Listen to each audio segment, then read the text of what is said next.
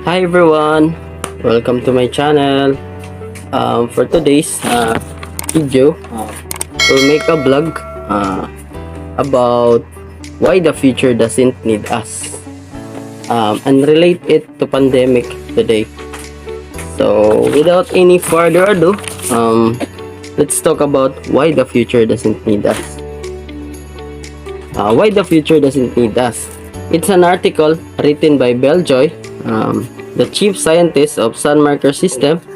In the article, he argues that our most powerful 21st century technologies, robotics, genetic engineering, and nanotech, are threatening to make the humans endangered species.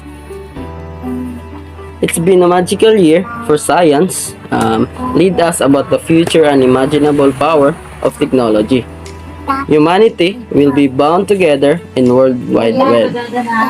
Artificial intelligence would exponentially expand the power of humans' mind, and the world would dominate and control the information-based science.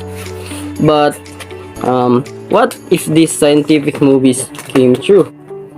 How do we cope? Destroy? Absolutely. It may lead us to the imbalance of our existence. So, how's the pandemic today affect our lives? So, these are the guide questions that we will answer this.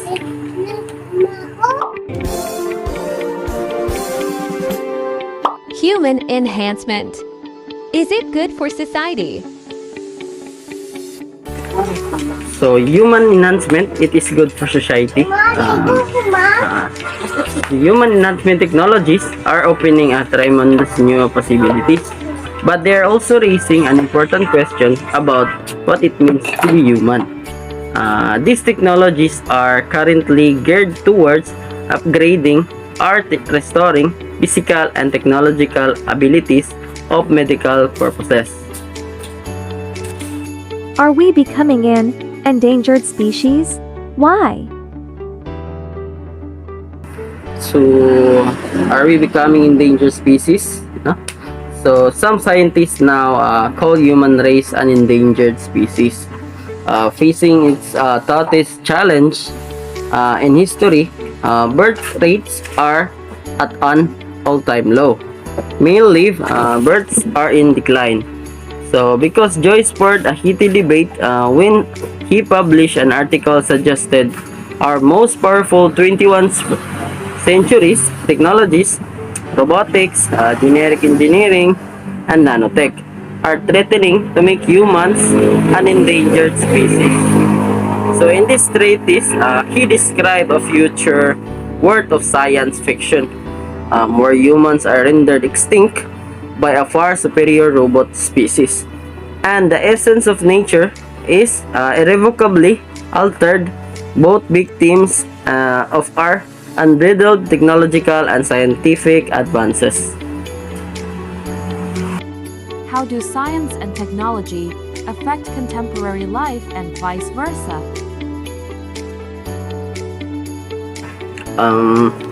The effect of science and technology in terms of human condition and human life is very massive. I am talking about the positive things that it has given us. For example, we're able to discover new medicines, new ways and how to improve our living with different pandemic. So, because of science and technology, we were able to kind of like of our games and to cope up with the virus that's been going on. So, there are vast positive impacts of technology. However, there are also negative sides, which also has impacted a lot, especially in a global crisis, global warming. So that's one of the problem has, well, I'm not saying that technology and science and disimprove is bad. I am saying is that there should be kind of like a balance between the two. So it is either we're going to use it for good, for human improvement, or we're going to use it towards endemic. So The present of life is greatly affected by science and technology, and basic people had been dependent on newest technology they could ever find to make things easier. On the other hand, people who are involved with science and technology are also busy doing innovative and new things to gain profit. By attracting potential buyers, by presenting products that can help their average task. How do we protect our human rights in the face of technological advancement and ethical dilemmas?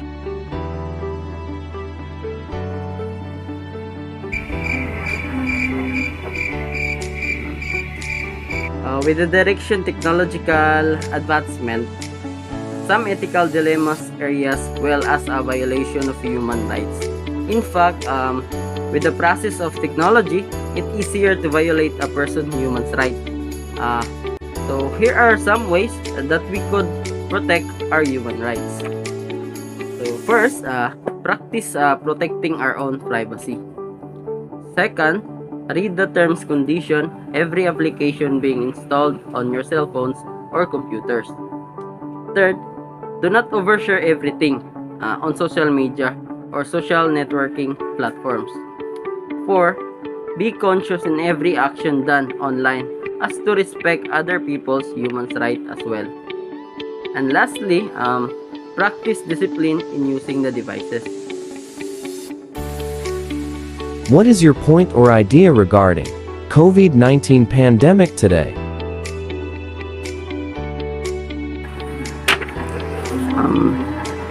The COVID-19 pandemic is one of the most dangerous challenges in the world has faced in our lifetime.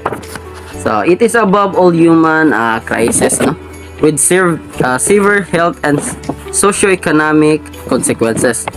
So the World Health Organization, with 1,000 of its staff, it is on the front lines supporting member states and their societies, especially the most vulnerable among them, with guidance, training, equipment, and concrete life-saving services as they fight the virus.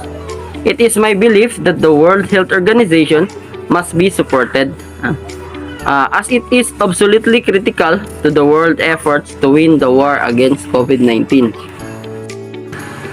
So this virus is unprecedented in our lifetime and requires an unprecedented response. Obviously, in such condition, it is possible that the same fact have had different readings by different entities.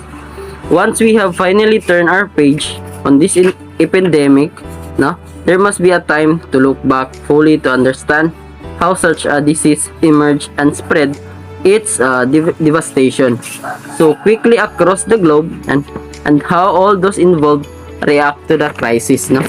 So the lesson I've learned will be essential to effectively address similar challenges as they may arise in the future. So but now it is not that time.